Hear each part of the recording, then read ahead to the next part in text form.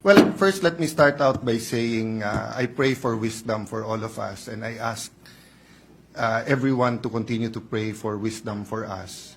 I also like to state before I say my inquiry, it's unfair to just blame the Senate President. 23 naman tayong senador conscious naman tayo lahat ng February 5. Nandito naman tayo, pwede naman tayo mag-object ng nung nag-adjourn, nung final yan. So, as the minority leader said, nandyan na yan, wag na natin tignan yung nakalipas, forward na tayo, no? Second, I just want to comment dun sa mga law schools. I appreciate it, and I'm happy they're very active, and I'm happy that they have statements. But may I advise them also to be consistent? Kasi si Congressman Cardema nag-file ng impeachment laban sa Pangulo. Hindi tinanggap sa House Wala naman ako narinig na mga sinasabi na dapat ang konstitusyon masunod at dapat tinanggap ng House yan. So, of course, hindi naman trabaho ng mga law schools na in each and every impeachment case magsalita. Pero in a highly charged environment. Can you imagine, Mr. President, during the campaign, sa mismong media interviews ng top news channels natin, tatanungin yung kandidato, pag kayo nanalo, are you for or against the impeachment case? Klaro naman ang sagot dun Ang sagot dun, hindi kami pwede mag-comment kasi magiging judge kami. Pero hindi. Sinagot pa rin ng mga kandidato at tinanong pa rin ng media. Pero kung konstitusyon ang masusunod, ang sagot doon iisa lang, mag-o-oath kami, dapat neutral kami. Kaya lang eleksyon Kasi masama naman talaga timing ng pagka-file nito magpa-file ka during the campaign. That's the reality there. Kaya nga sa US, pagka-jury system, pwede mo i-sequester yung jury Papayag ba tayo nung February na i-sequester tayong 23? Na ikukulong tayo at hindi tayo makikinig sa kahit anong media at i-determine natin ito? Maybe may papayag sa atin, meron hindi. But wag na tayong magsisihan. So, I'll go to my question. So, maybe that's why Shakespeare said, if you want justice, first kill all the lawyers. Diba? Kasi nga, labanan ng mga abogado to. Pero, hindi ibig sabihin na wala silang mga personal na bias nila. Mahirap magsalita dito na insulto sa lahat ng Pilipino to. Ito ang gusto ng taong bayan. Ang daming lugar sa buong Pilipinas yung Duterte nanalo ang kampanya nila, wag ituloy yung impeachment So, sasabihin ko ba na yun ang will ng tao? Pero kung titingnan ko naman lahat ng comments ngayon sa Facebook, sa SOCMED, gusto naman ituloy. Pati si Vice President Sara, sabi niya, I want to be held accountable. So siya yung ba sabihin ko, yan ang gusto ng taong bayan. Napakahirap po nung sitwasyon natin. That's why we need wisdom. But first question ko po, prejudicial question. Ano bang rules ang unang masusunod? Rules ng Senate o rules ng impeachment? Bakit to importante at bakit to prejudicial question? Tinitignan ko po kaninang umaga yung comment, allegedly, hindi ko sure, wala naman nakalagay doon na siguradong totoo yun, but meron pong comment ang defense team ni Vice President Sara Duterte. Correct me if I'm wrong, Senator Bato, Senator Bongo, my good friend, my brother, Senator Robin, kasi hindi ko alam kung official yon. To paraphrase, ang sabi nila, hindi magandang mag-comment sila, but they'd like to reiterate na tingin nila labag sa konstitusyon yung impeachment complaint na to dahil ito'y pang-apat at lumalabag to sa isang complaint sa isang taon. Okay. Kung yun ang stand nila, sino po ang hihimay sa issue na yan? Ang plenary ba under the Senate rules? Or yung impeachment court under the impeachment rules? Bakit ko po ito sinasabi? Kung may pinadalang bill ngayon yung House of Representatives, halimbawa dyan sa 200 pesos, at second reading pa lang halimbawa siya, pag ni-refer natin sa Committee on Rules natin yan, magbabaycam na ba kagad tayo o sasabihin natin, sandali lang, second reading pa lang sila, kailangan mo ng third reading pa lang.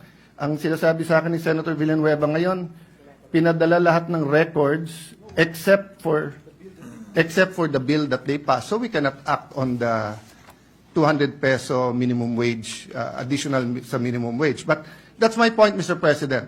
Sino po magde-decide? Tayo po ba as senators o tayo as senator judges?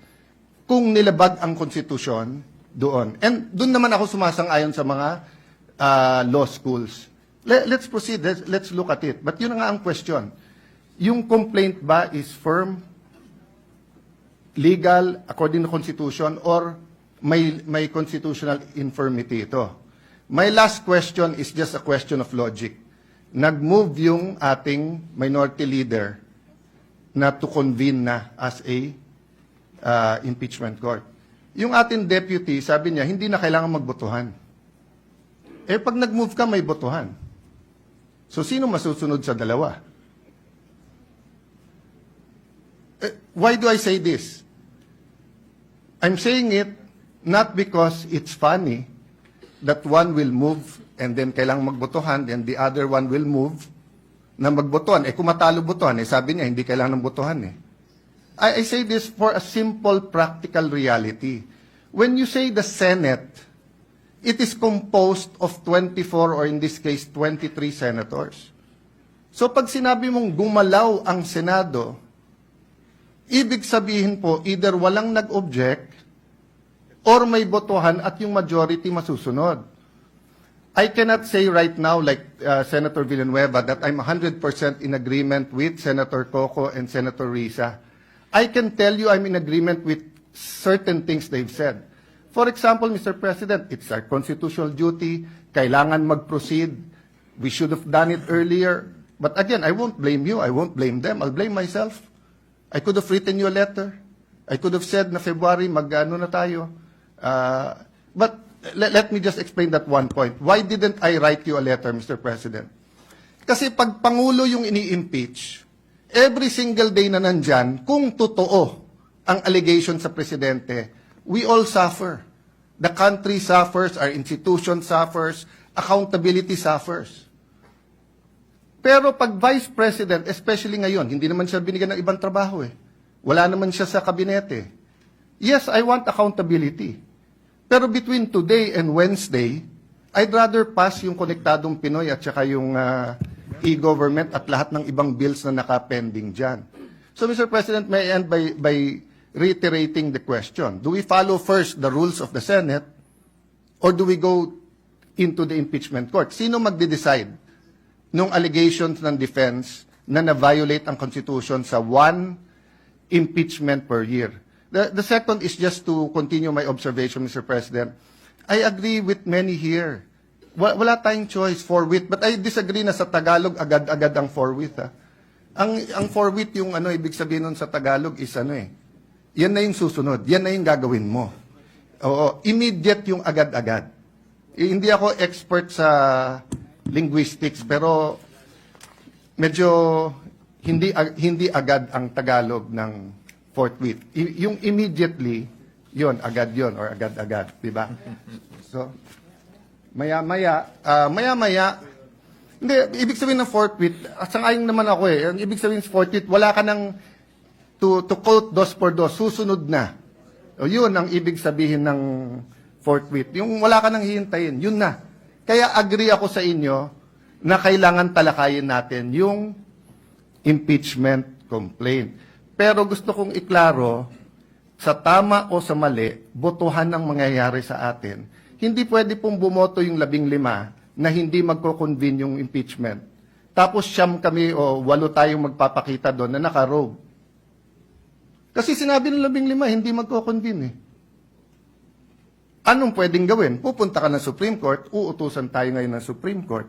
Yun ang legal system natin, Mr. President. So sana, tama desisyon natin para hindi na tayo maghintay na utusan pa tayo ng Supreme Court. Pero yung sabihin na walang botohan dito, I agree with the spirit nung sinasabi ni Senator Risa na dapat wala na. But the practical reality is that you have one senator who ask for a vote, we have to vote, and the majority will follow. But yun nga, Mr. President, reiterate ko lang yung tanong ko. So dito po sa one-year rule, sino po magde-decide niyan? Is it the Senate sitting as legislator, so rules muna ng Senate, or is it the impeachment court? Because if it is the Senate, we cannot yet convene as an impeachment court because we haven't tackled that issue. But if it is the impeachment court, then we can go, and that's the first issue that we will have to tackle, whether it is a valid complaint. No? At tinatanong ko lawyers ko, hati din po eh. Sabi nung kalahati, hindi, dapat yung Senate kasi it's treated like any other legislative matter. Titignan muna natin kung tama yung pagka-transmit sa atin. Eh malay mo, transmit sa atin, na-hack pala. Hindi pala galing sa House of Representatives. That might sound like a silly example, but it is. It is possible. That's why we have to look at it. Thank you, Mr. President.